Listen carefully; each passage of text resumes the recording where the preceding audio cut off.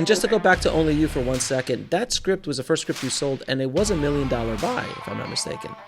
It was. What It was was a that million like? bucks. It was crazy. I mean,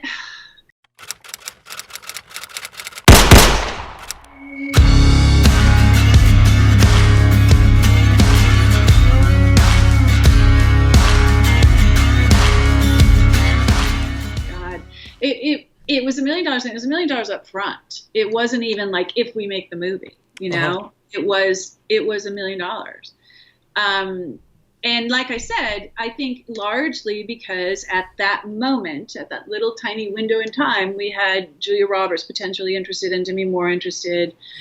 Mhm. And then Norman came on shortly thereafter. I think he came on after the deal was closed. But yeah, I mean, it was just, again, it was a different time. There was a lot of competition for it. The stars aligned in my favor.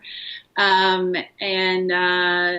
yeah, it was kind of surreal. And I remember I was so like just praying that I could sell it at all, that I could get like Writers Guild minimum or something, so that I could continue to be a writer. I could continue. I didn't know what else I was going to do at that point. Sure. I really didn't think I could go back to working in development. I just had kind of burned out on that. And I just thought, I mean,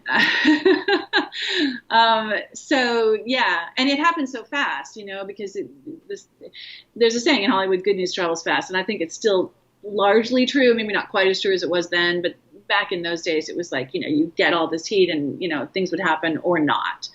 And so it was really like less than a week from the time it went out to closing that deal.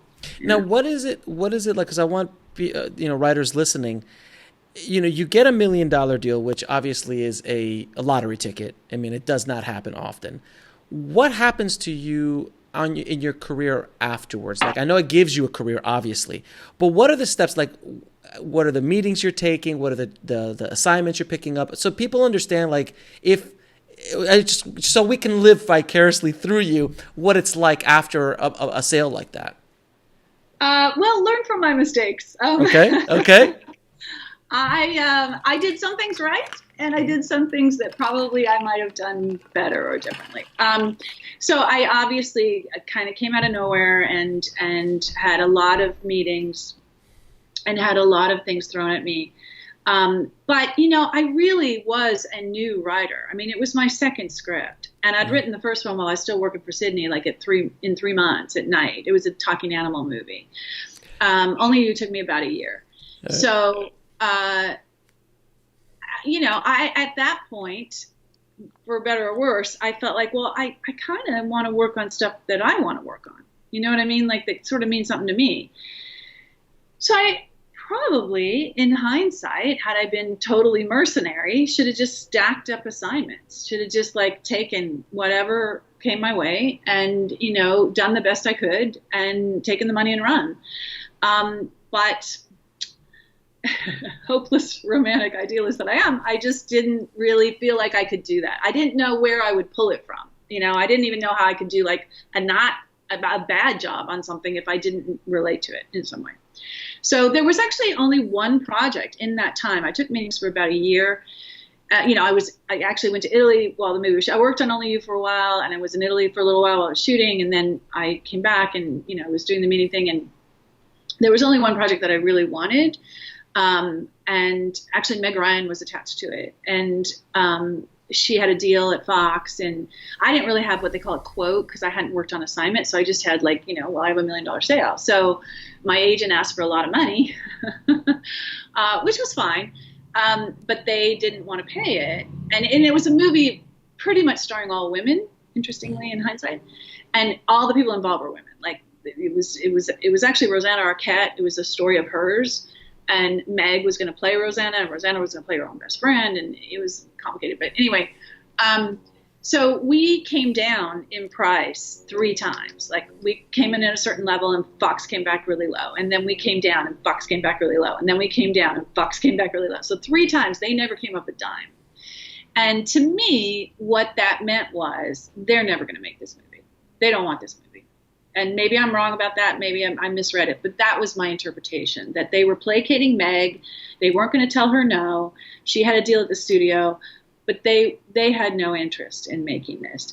And because I had been so fortunate as to not only sell a script for $1 million, but actually have it go into production, I kind of thought, well, why do I want to sign on for something that I know they're not excited about to begin with, right? And that was when I walked away and thought, well, you know, you did okay last time writing your own idea, so why don't you come up with something else? Oh, the ego. Yeah, well, I know, but here's what happened. So I gave, and if I could only do this now, if only. But at the time, I was younger then, I said, all right, you got a week to come up with something. And that was when I came up with What Women Want. Wow, and that great segue into What Women Want, which is obviously was a huge hit with starring Mel Gibson, pre Mel Gibson, and Mel Gibson pre Mel Gibson, and and the lovely incomparable Helen Hunt, who is amazing in the film. And I remember watching that film 1,000 times. I loved that movie, but there was a bit of drama with that movie, wasn't there, for you? There's a lot of drama with that movie that I am still technically not at liberty to discuss. But let me just say, it was very bittersweet. It was very bittersweet. It was very agonizing, honestly. Because you have the story credit. You have a story credit on that. I have a story credit, and I wrote the original script for that movie. And there is no way that should have happened. There is no way, by Writers Guild rules, that should have happened.